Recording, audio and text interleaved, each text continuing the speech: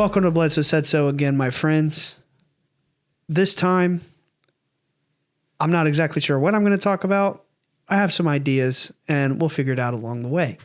But before we get into that, I want to talk to you guys about our Instagram. Follow us on Instagram at Bledsoe Said So. I wonder if I even said that properly last time, but it's Bledsoe. You did. Okay. You stay current on everything we're doing on there, conferences, Skywatch schedules. You get to see clips from the show, and it's just a great way to stay in tune with what we're doing. Check out our website, bledsoesaidso.com. You can find all of our links on there, all of our merch, which we have a new drop. I'm very excited about it.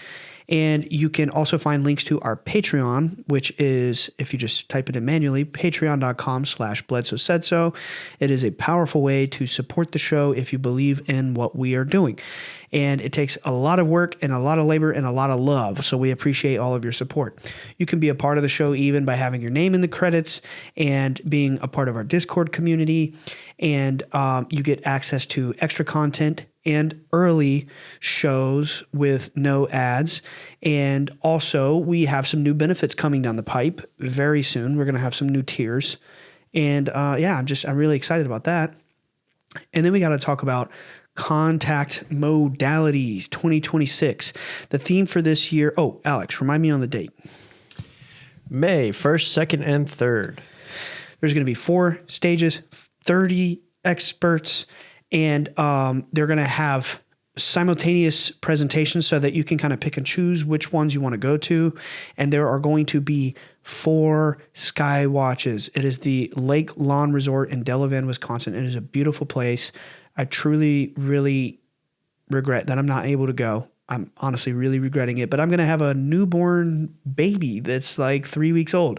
So I'll have exciting things to deal with. But while I'm home feeding my wife and baby and making sure they're alive, Alex is going to be there at the Lake Lawn Resort with my dad and my brother, Chris Jr., and my sister, having a ball, meeting all of you wonderful, lovely people who want to go and say hello and join in on the Skywatches. So pay attention to what tier of ticket you buy, because there are going to be 3 Skywatches available to the population, the general population, according to your ticket tier.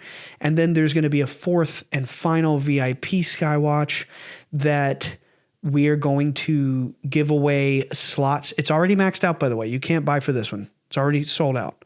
But with the giveaway that we're doing, there will be slots available to be won. And at the final VIP Skywatch, there will be buses that will shuttle people to a private location for a intimate Skywatch with my dad and with our people. And it'll be awesome. So check out Contact Modalities. Let's hit them with the website, Alex. ContactModalitiesXPO.com. Awesome. Mel, the owner and the creator of the conference, is a wonderful human being. I really like her a lot. And she's very kind to not only my family, but everybody that she comes into contact with. I really love her as a person, and I like her conference a lot. I think it just has a great feeling, a great atmosphere. It's very open to, if you're into this, come. If you're into psychedelics, come. You want to do sound healing, you want to do mind sight, you want to see telepathy, you want to talk about UFOs or whatever, like just come. It's for everybody. And it's truly a magical place, and it's beautiful, and you don't want to miss it. So be sure to check them out. And thank you to them for sponsoring our show. Now, Alex and I were talking about it before we started recording, and he thought it would be a really good idea to dig a little bit more into this. And I'm like, whatever you say. I mean, Right. whatever you say. I'm in charge. Yeah. I'm more of the opinion you just show and you just do, and you don't talk about what you do. But, sure. I mean, I'll humor you. I'll throw you a bone to make you docile and fed. But okay, so let's go through the timeline. Like a hungry ghost over here. Yeah, that's right. And your greed consumes you. But in all seriousness, so Nick left the show in July. To you guys, it was August because it was, a week or so of like figuring out what we're going to do, recording his last episode, all that, airing it at the end of August. But in reality, he left the show on, it was like July 28th or the night that he came over and was like, I'm going to be phasing out of this. And Alex and I got to talking a lot, like, okay, well, that sucks. It's a bummer, but let's, figure out what's next to keep the passion of this alive and to keep it on track. And, none of that stuff was ever a question. Like, yeah, we're obviously going to still do this, but what's it going to look like? How's it going to be? What form will that take? The structure, the process, everything. We just, really decided to look at the whole picture and like, where are we going to go from here? And it was a while, I think, because of that transition period, it took us a while to really like get into the swing of things. And then the other thing that was crazy was we knew that you had a baby coming in December. So we were in this weird evolutionary period, or you could say like a bardo based on, the last week's theme. But we were in this weird space of, okay, so Nick just left. We got to figure that out and what that's going to look like. And, it's like a hurry up and wait because you don't know what the capacity is going to be after having the kid and what life's going to look like. Yeah, hurry up and wait. That describes it very well. Like, we got stuff to do, but also we're going to have to wait. Yeah, so the point I'm making without going in circles is like we had to figure out how we were going to get through that period of, transitioning to the new feeling of the show without our third partner and the guy who typically fills the airtime and the dialogue with me to, growing into a whole new thing while also facing a wall in a few months where Alex was going to have the most important thing in his entire life happen and his baby be born and take off an entire month. So, and it's the holidays anyway, Christmas time. So we're like, what do we do? So it took a little bit to catch our stride. And then around about October, I guess some things occurred to me. I mean, in the beginning, when he quit, I knew that the new direction that I was going to want to go in. But in October, something happened that confirmed it to me that this was the way to go, that it would, be how it's supposed to be. And essentially what that is I realized that in the past, and there's nothing wrong with this, and it was very fun, but I realized that it wasn't sustainable for me and fulfilling to continue doing the content at random. And because of the nature of the first, 4 years of the show, and Nick not having lived here for those first 3 years, so that was insane. So our schedule was just like hustle, hustle, hustle to make the show even stay alive with us all not living in the same town. And, figure out, okay, when he comes and stays 2 weekends a month, each time he stays, we have to do 3 episodes, which means throughout the week, I had to hit, 3 topics worth of research or whatever to where I felt confident in some way to talk about something. Because there's a level of pressure. I'm going to record something. I'm going to talk about it, and it's going to go out to the internet to thousands of people. There's a level of pressure or performance anxiety or whatever. So it was that hurdle of like trying to survive that state. And, I don't know what we're going to talk about for 3 topics this week. I mean, that was the first 3 years. You know what I mean? So it was like, well, let's do a movie. Then let's do a what if. Then we'll do like a topic. And that way we'll split the workload so that we're not mentally burned out and we can sustain. And it went on like that for a while. And then he moved here for the last year that he was on the show. And, the problem there is then I bought a house and I went through like so many months of construction and was completely and mentally burned out. And it's just, the point is there were so many things that were like constantly being tossed up in the air where we, you know, despite how well the show has done by some measures, to us, it's always kind of felt sometimes like hanging on by a thread. I mean, at least to me, like, I'm not doing enough. I'm not getting out there enough. I'm not publishing enough. I'm not hitting it hard enough. Just hanging on, you know? And then, and again, that's okay. Like, it was fun and we were learning and we were growing. And you look at like Joe Rogan, for example, he has how many episodes? He has 2,000 or something episodes.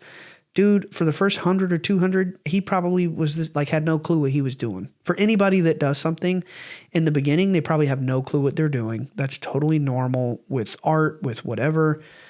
And, you know, I'm not like knocking how we were or what the show, I mean, it was great. It was pure. I still think of the older days of the show and the nostalgia of how that was and the process and the vibe and the fun of it. But I knew in my head, and from episode 0, and also I should mention, this is the most important part actually, that along the way, I can't speak for you, Alex, but at least me personally, I went through extreme levels of growth and healing and maturity, where in the beginning of the show, I don't feel like I was very mature about the way that I presented myself to the world. Now, when I say mature, I don't mean like, you know, push your glasses up and tuck in your shirt and do your taxes and get a job. That's not what I mean. I just mean like emotionally mature or spiritually mature. I don't feel that I presented myself in a way that is without regret sometimes, because I had a lot of trauma and I felt like I was lashing out. You know, there were certain aspects of me that I felt were, you know, getting revenge against, and not that I thought that consciously, it was subconscious, right? I'm getting revenge to the people in the CIA who threatened to kill us or whatever. Well, it was DIA technically, but, you know, or the people that cyber stalked us online, or the people that harassed us or doubted us or mocked us. And somewhere in my mind, somewhere deep down, I was like, you know, fuck you guys. Like, I'm getting back at you. And, you know, and that was wrong. So that's another element too, that like throughout the years, this is our 5th year. We're going into the 5th year of the show. Wow. I know, right? That's insane. Like, you're not even in high school for 5 years, but it's gone by in a flash. It really has.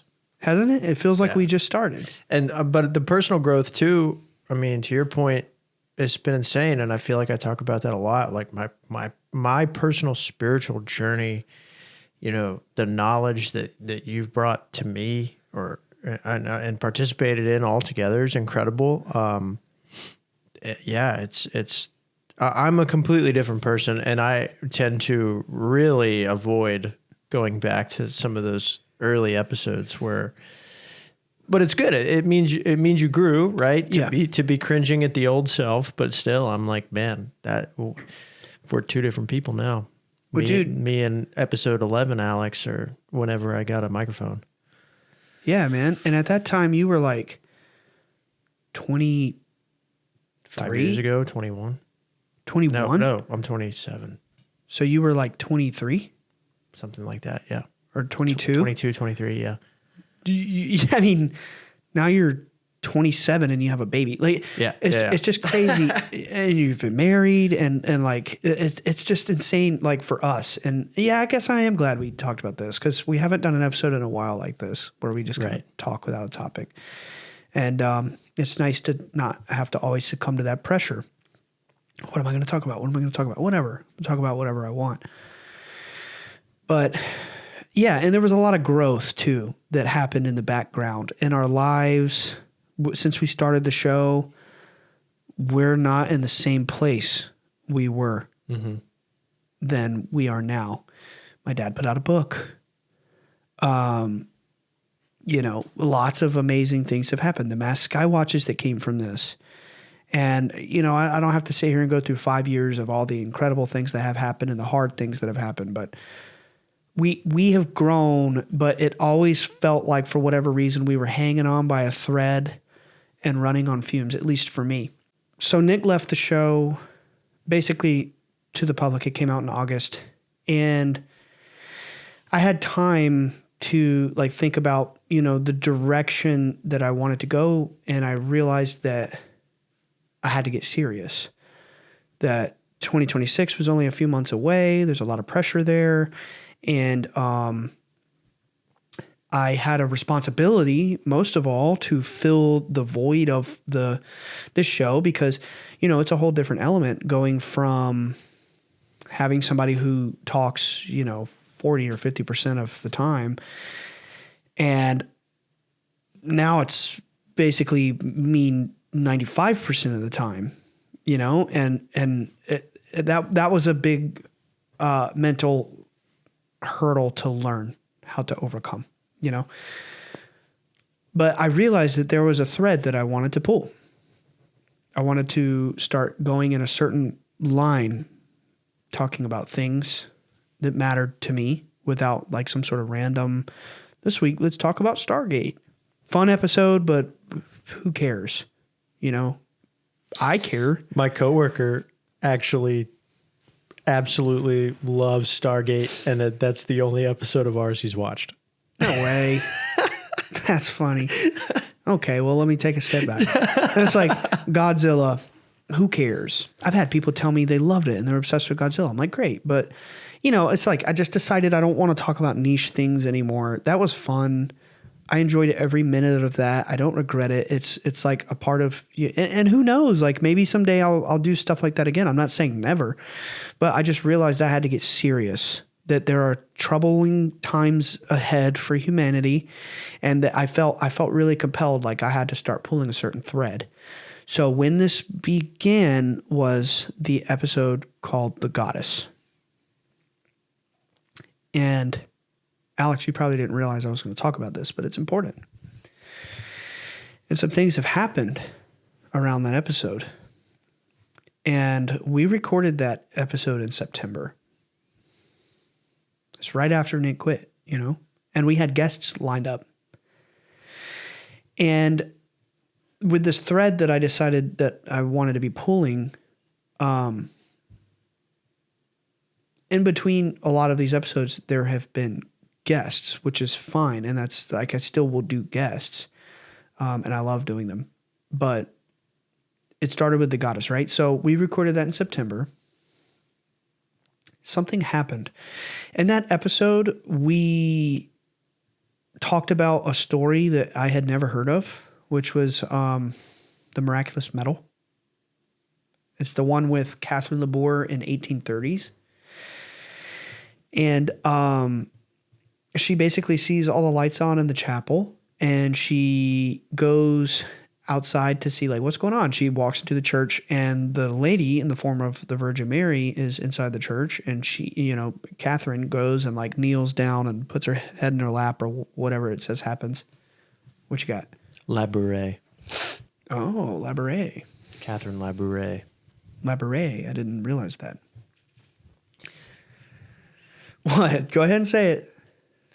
Someone I met, some very important lady I met at Riverfest wanted me to correct you. Oh, yeah. It matters so much. I realized a long time ago, it does no good to correct how people talk. I'm like, if there was an episode to correct you, it's probably going to be this one. Yeah.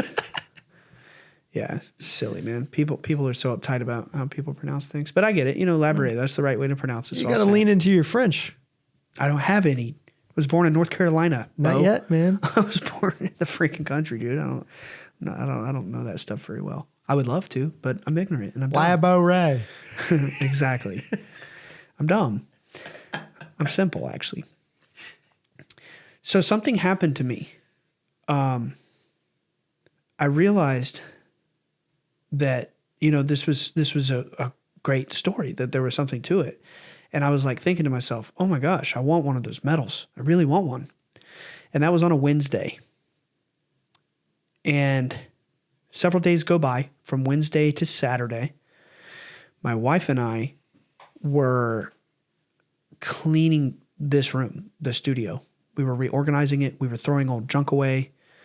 When Nick quit, we were all like, okay, well, let's kind of like streamline the room. He had stuff in here and we took it and we gave it to him. And we were like, well, let's make it simpler. Alex did a lot of wire cleanup stuff. Jenny put some, paint on the walls and things like that and just cleaned out a lot of trash. She was in this room for like 4 hours on that Saturday, the very Saturday of the week that we recorded that episode. And she's going through, y'all can't see it, but behind, over by Alex, there's a closet. And there's like a cubicle cabinet with a bunch of different cubbies with like boxes and trays of things. I mean, there's a ton of stuff back there.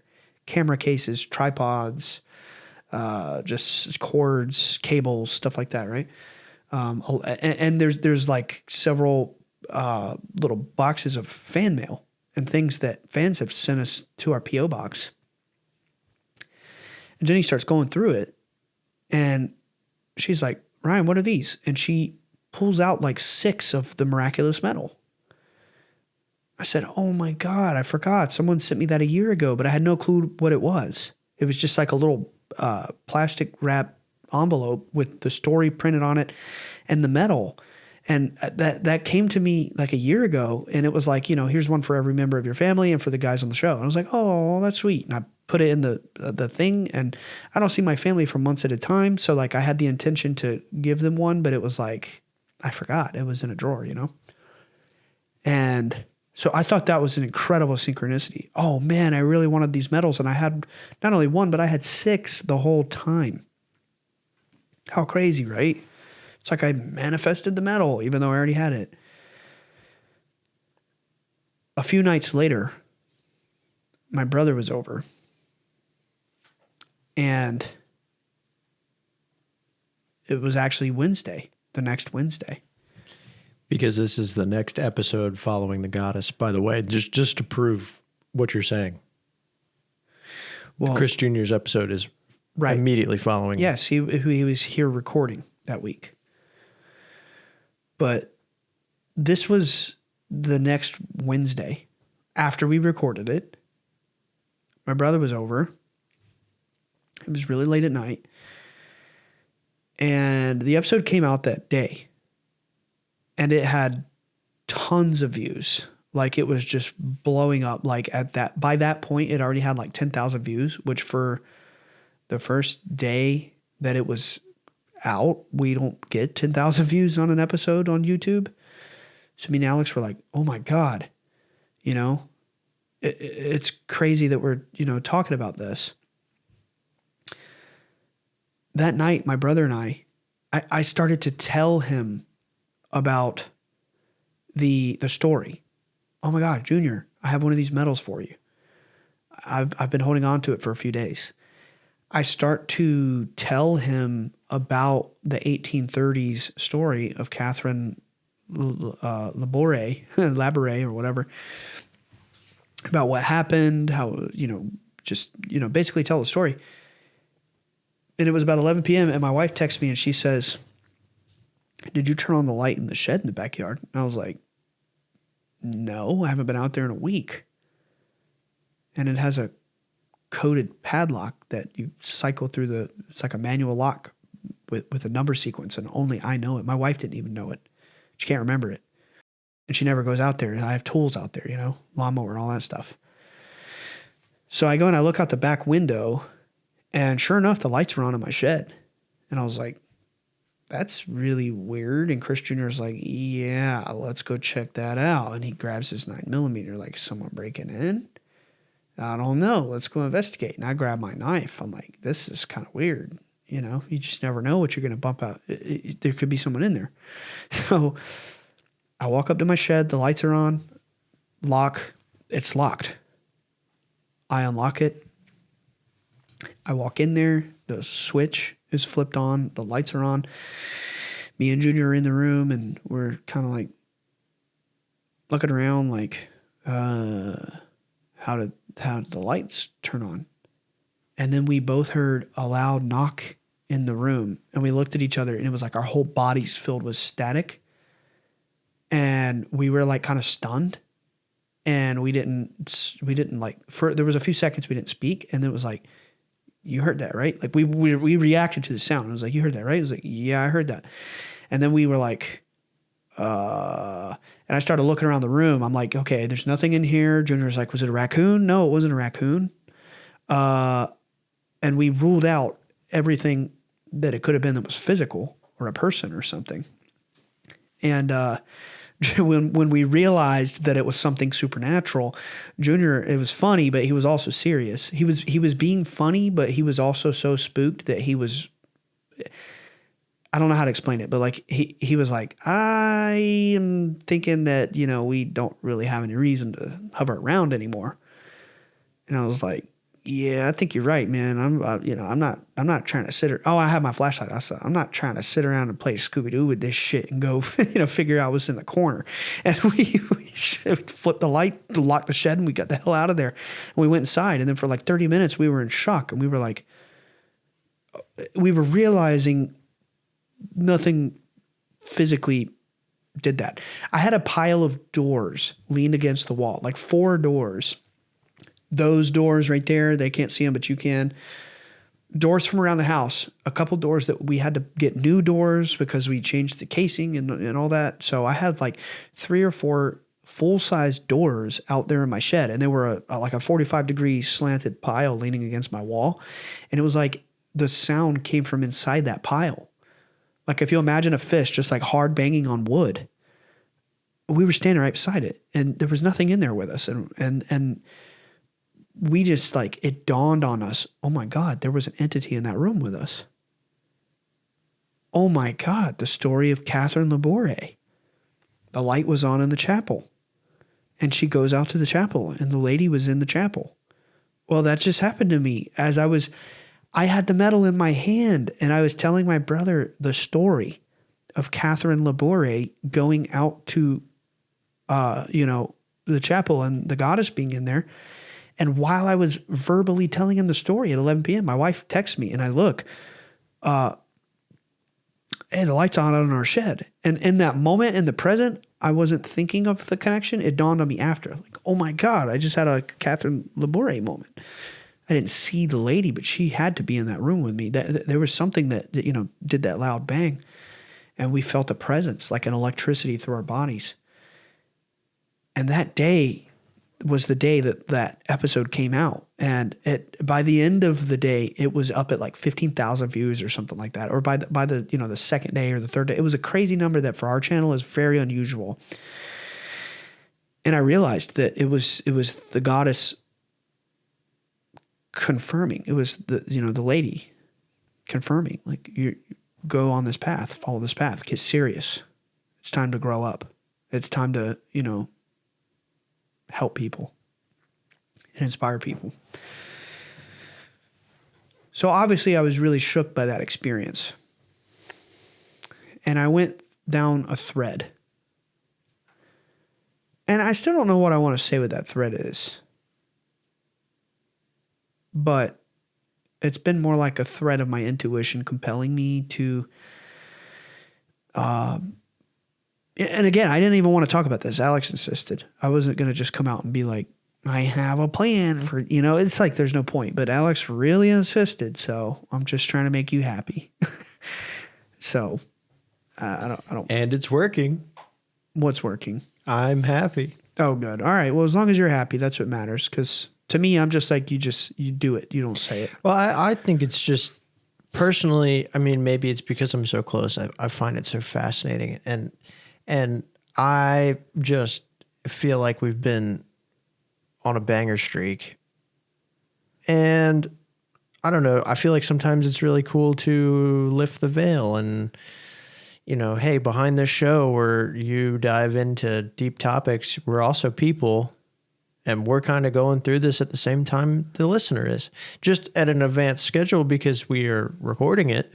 But I feel like I'm growing right along there with the listener, and I'm on my spiritual path the way that I imagine the people who listen to this are, and so it's, I don't know. I just love giving a chance at like, hey, this is what's going on behind the scenes, and like, let's take a pause and reflect, and together take a look back at these last handful of episodes and tell you what we've been thinking outside of the studio. Really. That's fine, and there's nothing wrong with that. It's wholesome even. Thanks. But for me, it's like when you tell your goals, it makes you less able to achieve them. But we don't have to talk about goals. Well, you know, it's not a big deal either. I'm just telling you why. I'm like, I don't even know what I'm thinking all the time. I gotcha. You know, there is something you brought up in the last one. If you want me to interject here, I don't know. Sure. We were talking about the Tibetan Book of the Dead last week, and we were talking about can you remind me of the B word? The Bardo. The Bardo.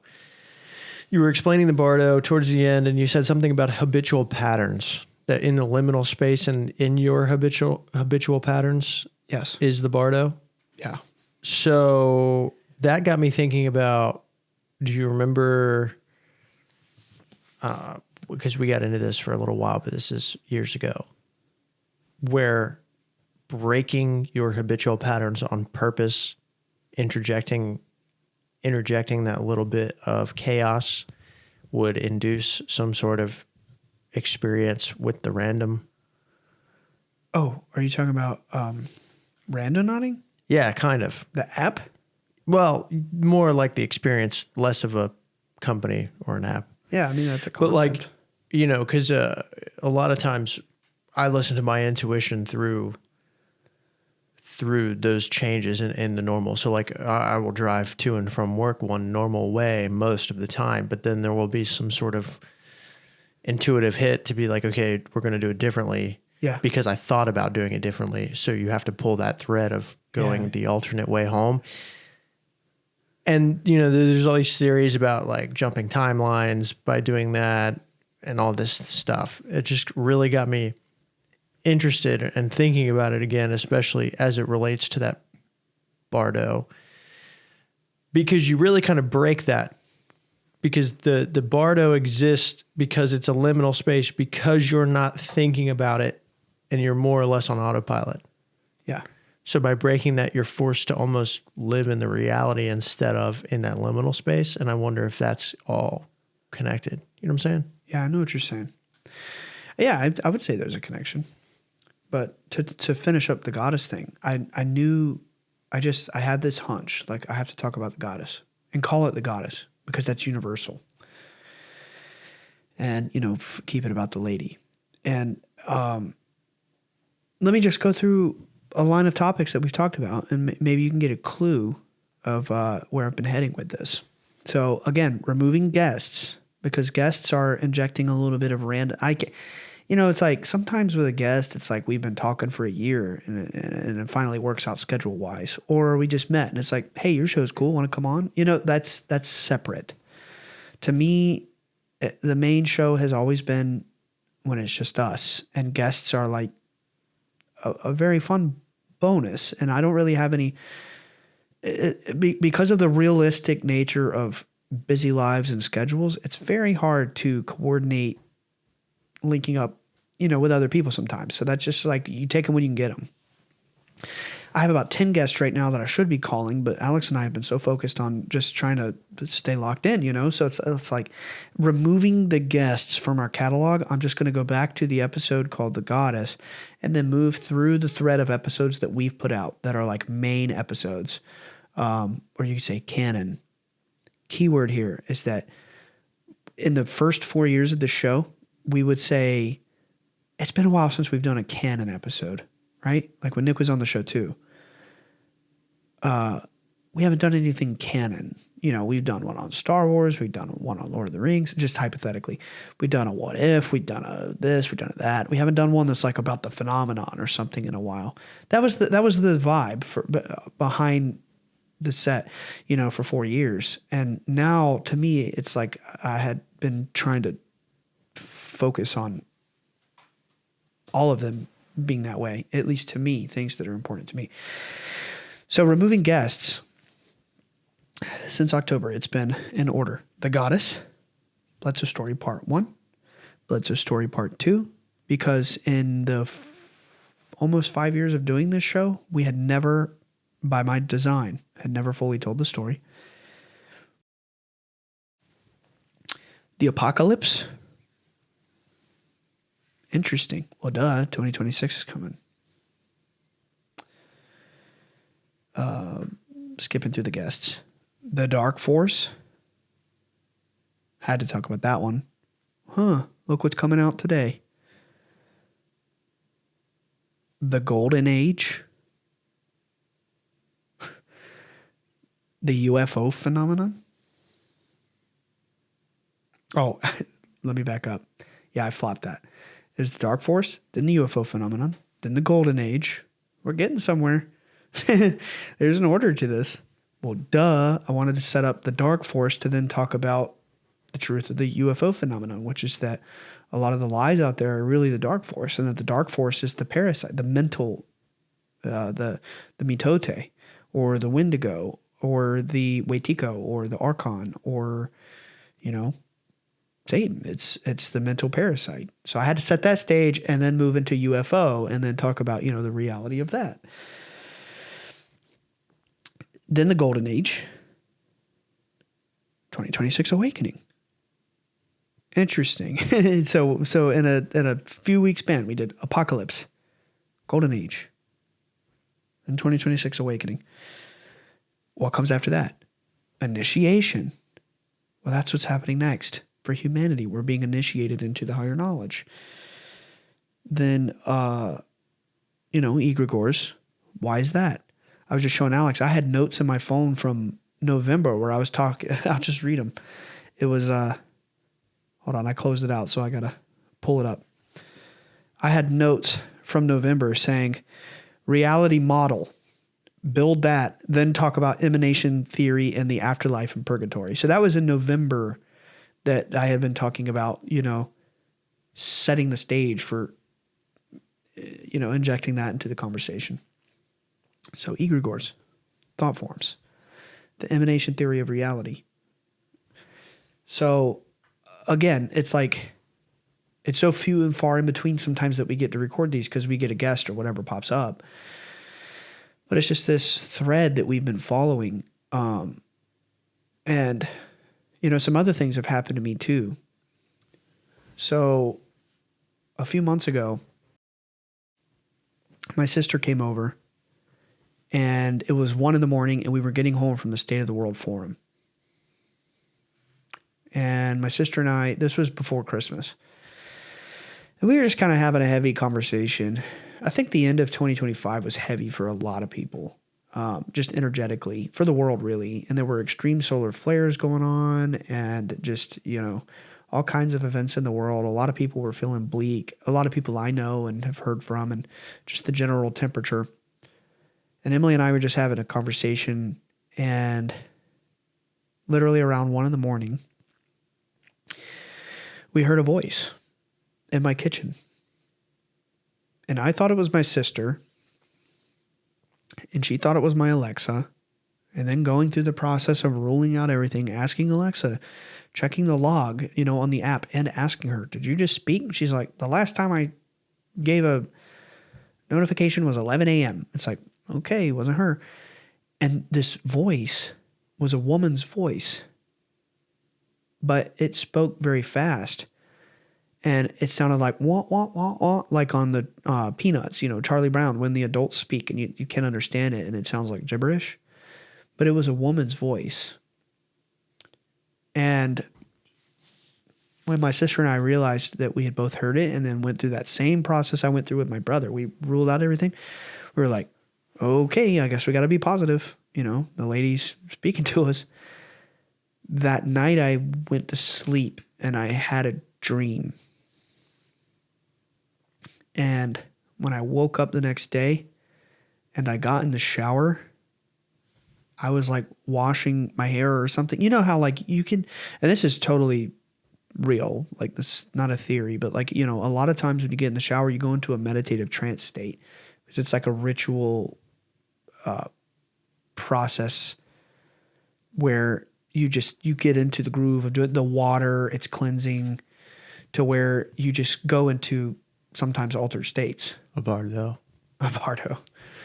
Yeah. But seriously, like, and I just was in the shower and it just like clearly flashed into my mind the dream I had the night before. And I was just like, oh my God. I just, sometimes throughout the day you get a flash and you're like, oh, I remember my dream. And in my dream, it felt real. And a being, it wasn't the lady, but it was a glowing light being. It spoke to me and it said, if you want to understand us, you have to raise your vibration. So I was like, okay, I'm going to work on raising my vibration. Which is why Alex and I have been talking about this, prayer meditation and the way of light. That wasn't on the list that I just looked, but that was the conclusion that I had been building to the whole time, was the way of light. I wanted to set that stage, but, working up towards that episode. That's why I did dark first and then progressed into, the way. Because I believe that this knowledge, although trivial, is it's what it's all about. This is the awakening of humanity. That it's about remembering our true nature, which is that we are divine and that our body is a temple for God, so that we have to, it's like as above, so below. Well, what's above? It's God, right? So we are God, but not I am God. That's the ego. That's the left-hand path. Not the I am God in the Lucifer sense that you're above. No. You are a reflection of God. You are the image of God.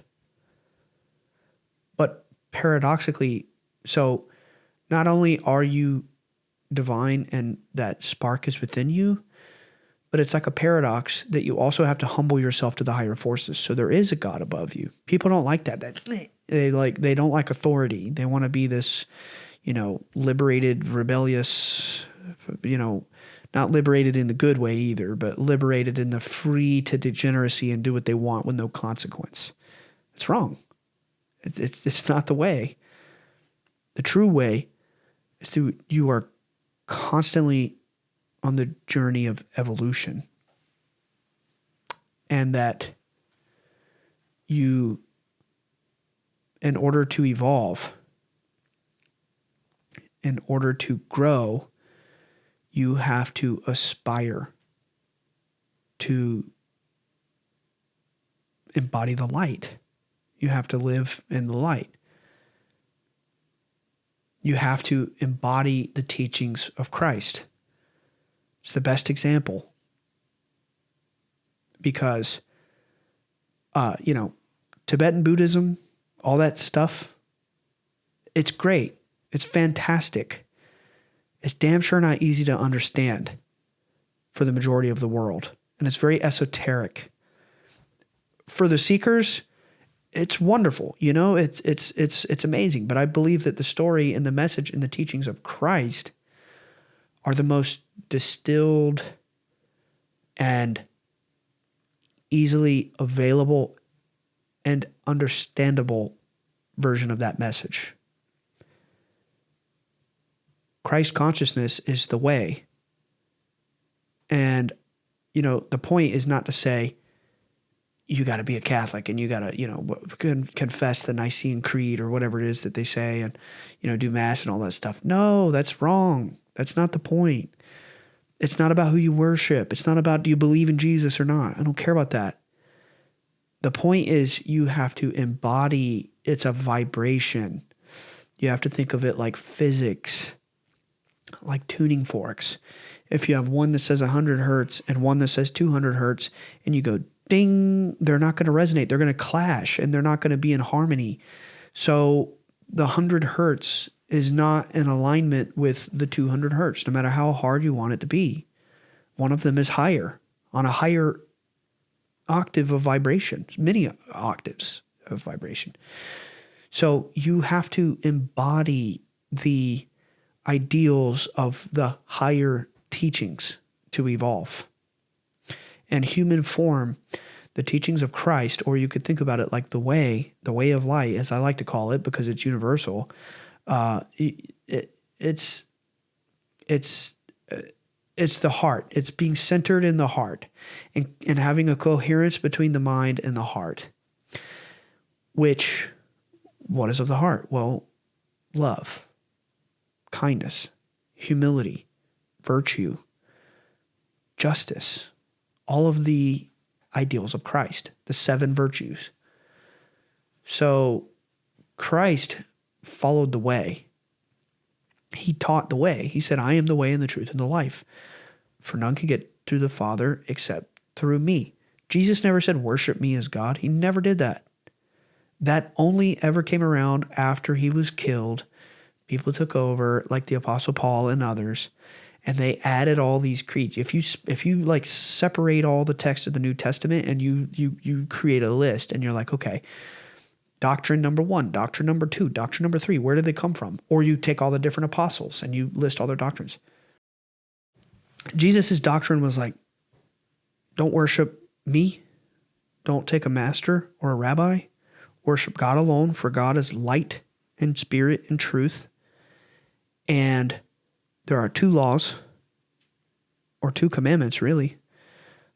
Love your God with all your heart, mind, and soul, and love your neighbor as you love yourself. And that the sin, he even goes on to say this with the Sermon on the Mount, I'm pretty sure, in the book of Matthew. If it's not that specifically, it's definitely in there. He talks about the sin is not when you harm someone with your fist, but it's with the thought to harm them with your fist. So when you really, we should do a gospel series, because we've never really done that. I've been avoiding it for a long time. That would be really fun, actually, and I would like to take some time for that one. But you can very clearly see that there's an alignment between even the canonical teachings of the man Jesus Christ. When I say the man Jesus Christ, I'm not doing that to be blasphemous to say he wasn't divine, because a lot of people get really upset about that. That's not what I'm saying. When I'm saying the man Jesus Christ, I'm seeing the actual red letters of Jesus Christ in the Bible versus what the man Paul said about Jesus or what the man Timothy said. I don't care about what they said as much. Some of it has value. Some of it has been added. And scholars debate if it's authentic and yada, yada, yada. I don't care about all those little gripes and all those little details. It's the message. It's the way. It's the intention behind your thoughts. Do no harm. Be good. This world is fucked up because we've forgotten this. And even Christians, some of them are the worst for this. That they think, oh, I go to church, I'm good. I can be snorting coke on a Saturday night and banging strippers and partying and, doing hard criminal drugs and activities. And then go to church on Sunday, I'm fine. I'm good. Doesn't matter. That's exaggerated, but there are people like that they think just because they're saved that, I'm a Christian, you're not. So, fuck you. Like, it doesn't matter what you think. And that's not right. That's not the point. It's not about what you believe or whatever. It's about your action, the vibration of your being. And, I wanted to talk about the egregores so bad because you have to realize that whether you believe that Jesus Christ died on the cross and rose from the dead or not, it doesn't matter.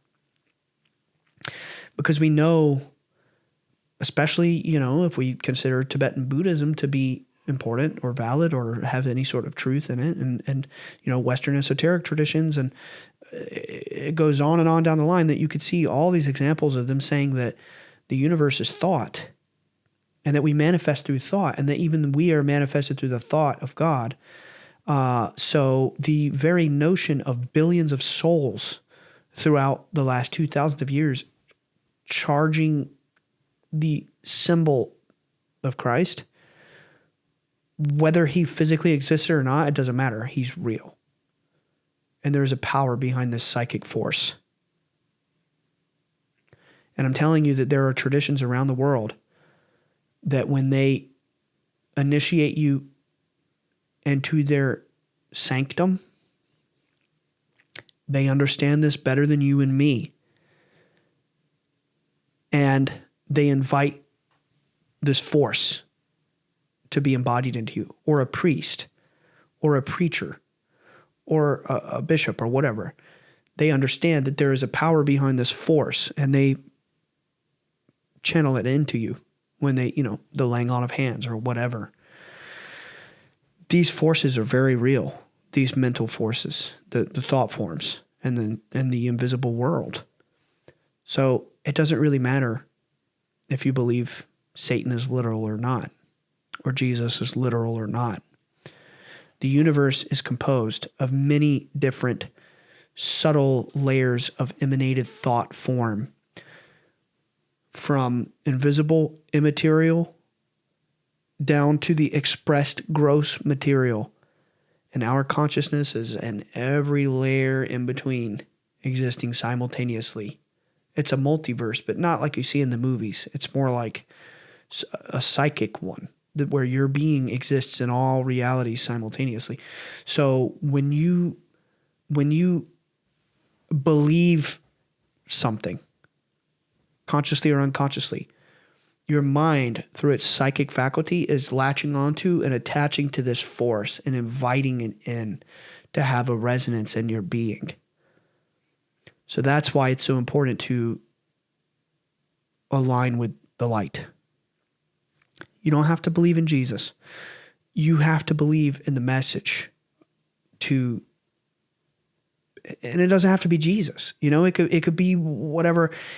I just think it's the best one. I think it's like, you got 70 years to live. Stop wasting your time.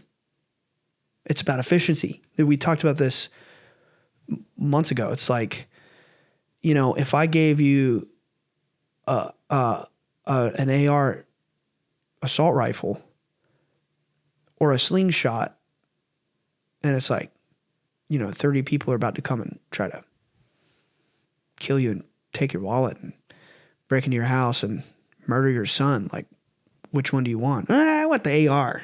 It's efficient. Why, I wouldn't waste time with you know what I'm saying? Like, I'm serious. Like, in some respect, the search for truth and the search for occult knowledge or the hidden knowledge or whatever, there comes a point where you become more or less like a metaphysical scientist, and you're sifting through so much crap that you're just you're trying to get to truly what works. What's the quickest path? What's the truth, right? And it goes full circle. When people go through, it seems like it comes back to Christ. You go full circle to, I was an atheist. I used to be a Christian, and then I became an atheist, or then I became a whatever, and I lost my religion. And then eventually you go through all these different things in life, and you come full circle, and you realize, well, Christ is real. I wasted so much time. You know what I'm saying? Like, I don't care about the literal details. I don't care if he had a virgin birth. I personally don't know that happened, or that it matters that it happened. Why should I care about that? Just because it's so stressed as part of the divinity by the authorities of the Roman Catholic Church. Like, I don't really care about the things that they're obsessed about. I know he lived. I know that there are a lot of really interesting people in this world who have alternative views. That, things like he and Mary Magdalene had children. And that, there's alternative versions, like the Nag Hammadi library. It's such a mystery. I think there's also I think you have to have a level of detachment too and search for the truth. And you have to be humble, and you have to realize, well, I'm not going to know everything, and that's okay. I don't have the ability to know everything. Maybe I'm not ready to know everything. I don't need to know everything. I want to know what I need to grow and to keep going. So anyway, I just wanted to stress, like, this message that I've been sort of seeking really for almost 5 years to get at was not just like, beating around the bush, but like the importance of Christ and the connection of the lady in Christ. That's been very important to me. And I've been intentionally trying to set that stage since the Goddess episode in October, and now to when we just recently had The Way of Light. So there you go, Alex. You wanted me to talk about the thread I've been pulling. That's been the thread. But again, it's like, I want to stress that I'm not a I wouldn't identify as myself as a Christian. I would not say I'm a Christian. I would say this is what, when I think in my head, because people are like all the time online, are you a Christian? How do you? I would say I'm a follower of Christ. I don't care about the religion. Yeah, I just want to comment about that. Coming full circle, it's like, yeah, I was, Christian, right, Catholic, but I wouldn't have considered myself even calling myself a Catholic. I did not have a relationship with God or with Christ. So the slip into atheism, agnostic, not knowing what's going on, to come full circle, not back to Christianity, not back to Catholicism, not back to labels, but back to Christ. That he was there the whole time for me, but I did not have eyes to see. And it took going to the bottom and coming back around to, fully realize this is what I've been missing. Yeah. I thought that was beautiful. Great tangent. Which one? Well, all of it, but this last half. Well, I mean, something that I do genuinely believe, I do believe in the ascension of Christ. I do believe in the light body. I believe it is possible. And again, I don't get, like, when I stopped being a fundamental Christian, that was 9 years ago. I was like 22 or even more, maybe. I was like 22 or 23 when I realized, okay, this isn't, I learned about Gnosticism basically. And it made me realize, okay, the way that I grew up wasn't exactly the whole truth, and there's more to it. So I've always been a follower of Christ, but I sort of rebelled against, my fundamental teachings as an immature young 20-something-year-old does. It just, rebel and are immature sometimes. And I would always think like, okay, well, I know people alive today who miracles happen and crazy supernatural things. I mean, I've been privy to a lot of stuff. So there was no doubt in my mind that the man Jesus 2,000 years ago, because of the following that has amassed, that there was something to this that made ripples throughout consciousness. He had a crowd of 5,000 as all the texts go about him. That's pretty huge for back then, dude. And, so he was clearly something amazing and he was doing something powerful. But back then I was like, but what does it matter? Like, maybe he did die. Maybe he does have bones on earth. Maybe the virgin birth didn't really happen. That's where I was back then. I was like, but that doesn't matter. It doesn't make him any less special. He was still an amazing human with an amazing message, and he performed miracles. And, by all accounts and purposes, he was divine. And now I've come full circle, and I kind of do believe that he truly did transfigure into a being of light and ascend. And I don't think his bones exist. What does it matter? It's just my opinion. Like, who cares? It's the message. But I think it's possible. And I think a lot is possible. And the whole reason that we follow this path and that he incarnated into this plane was to show us the way to embody the light and to know and believe in the light and how to live the true way and what we can achieve when we live this path. And we believe in the teachings. But it's not just about belief, it's about action. We talked about in the Tibetan episode. It was about the passive, feminine, experiential, and wisdom. That's belief. Then we talked about the active, which is, your actual projection into the world. Like even in Shaivic Hinduism, they talk about Shakti and Shiva. Or in Gnosticism, we talk about the Logos and the Sophia. Like, one element of you is the belief, the passive part, the wisdom, the experience, that gnosis, having the actual, the knowing of, the divine and seeing through the illusion. But then the masculine part, the Logos, is the knowledge and it's the action. Like, you have to have discipline. You have to have focus. You have to aspire and you have to strive. So you have to have the masculine and the feminine, or you will not awaken. It's just a fact. It's just the blueprint of reality. So like you have to embody both. You have to be the Magdalene and the Christ. You have to be the father and the mother. You have to be both. That doesn't mean what you think it means, other than you have to have knowledge and wisdom. You have to have action and devotion, contemplation. It's a mystery. It's a paradox. You have to embody both of those forces. So you can't evolve if you're stagnant and you're not taking steps to better yourself. That doesn't mean be a power lifter, but maybe start eating better and start a routine of exercise and daily meditation and prayer practice. Doing things that push your mind, body, and spirit to grow. And it's not a sprint.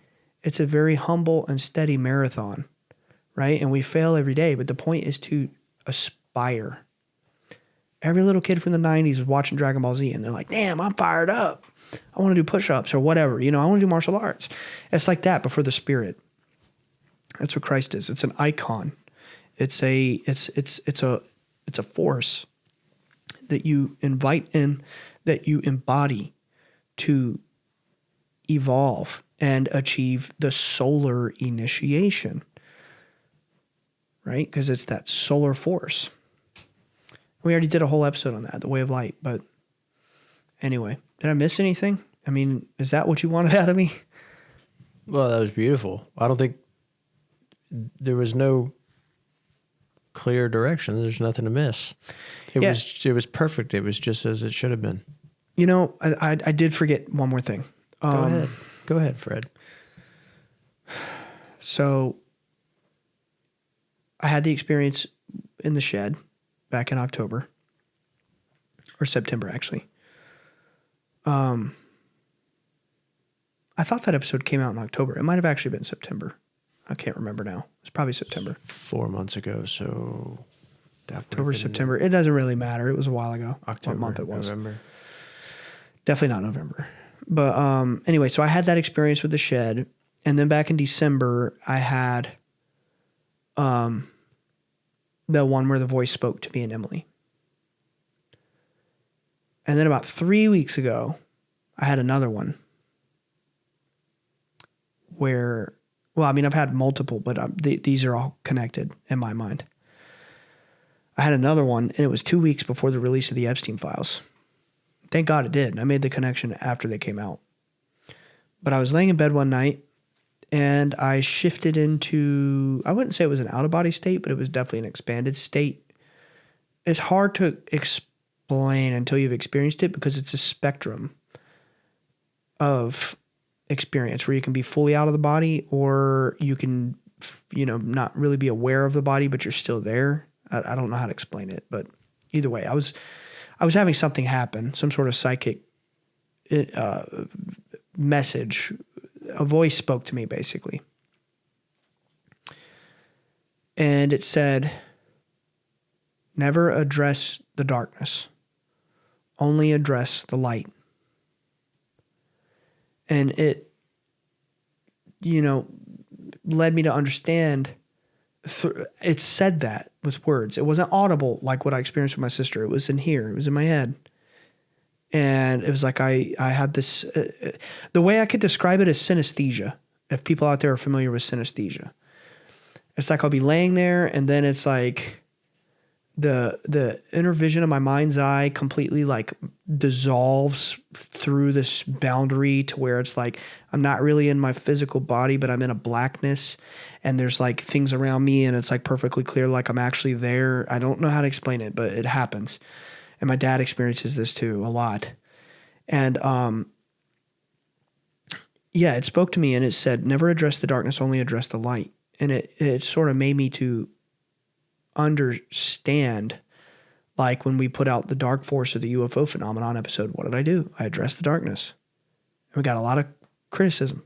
And a lot of people were upset over my opinions.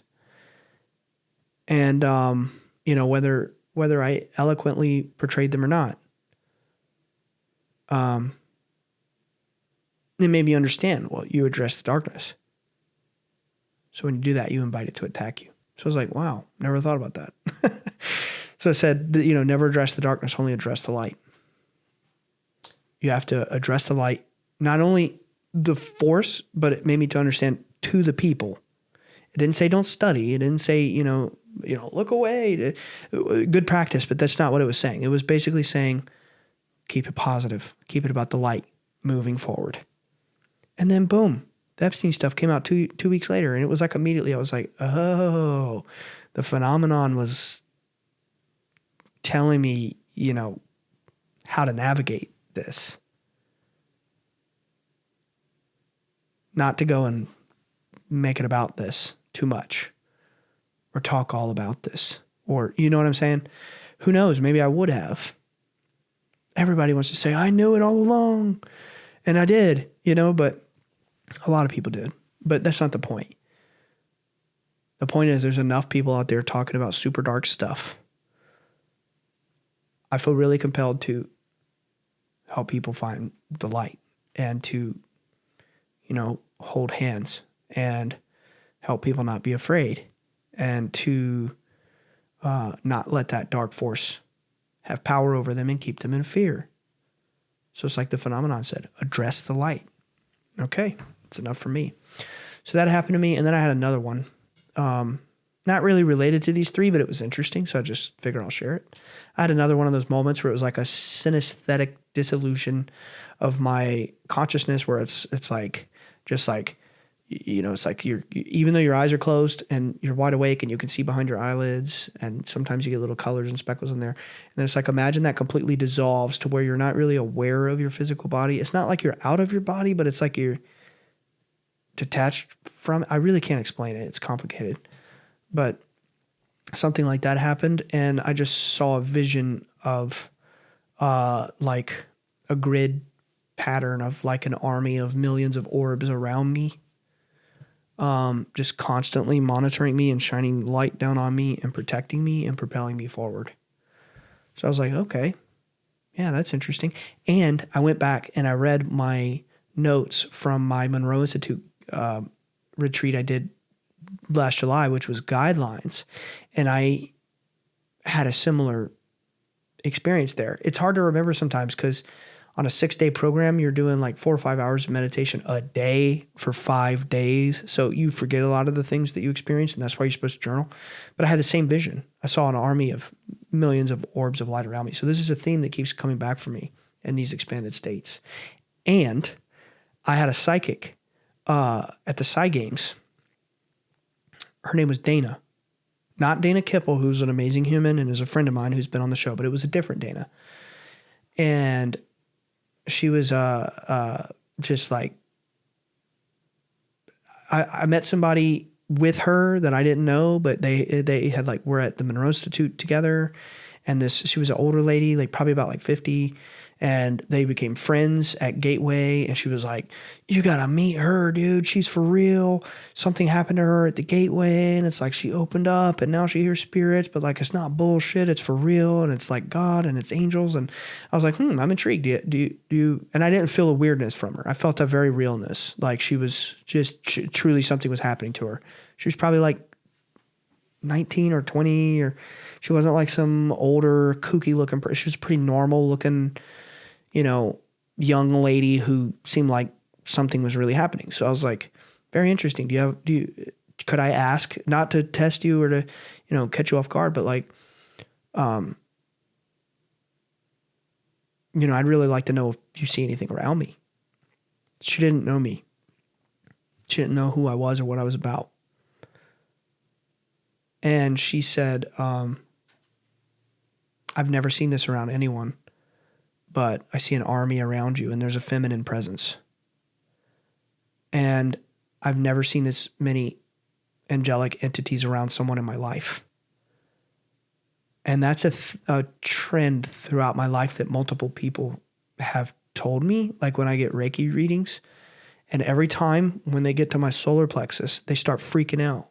I've had like 3 different people tell me that, 2 at least, where they do the Reiki thing and they get to the solar plexus and they're like, holy shit, I've never seen one so massive. I've never seen they're like, your force field can't be impenetrated. I'm like, what does that mean? I don't know. I'm like, I'm seeking answers. Like, what does this mean? But there's this thing that keeps popping up. And the reason I chose the name James for my son was because at the Psy Games, that was 2 days, when Friday was when the Psy Games started, or it might have been Thursday, but whatever the first day was 2 days after we found out we were having a baby, and we didn't know if it was going to be a boy or a girl yet.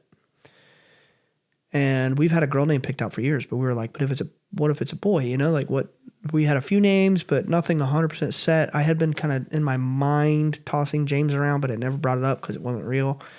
And I was like, well, dang, I really have to figure out a boy's name. And Jenny was like, why? We don't have the gender picked, not picked, but you know what I mean? Like, we don't know it. And there's no point in discussing that if we don't know. And I was like, no, I really feel like I'd like to figure out a boy name. I really want to figure it out, like desperately. The drive to Psy Games, it was like all we talked about was the baby. And I kept coming back, like, what about a boy? What about Arthur? What about James? And Alex, of course, picked Arthur, and he had no clue we had been saying that. But I was like, I really like James. I really like James. It's special to me. It's the brother of Jesus. It's my uncle's name. It's your great-great-grandfather's name. And she's just like, yeah, it's probably, I feel like it's going to be a girl.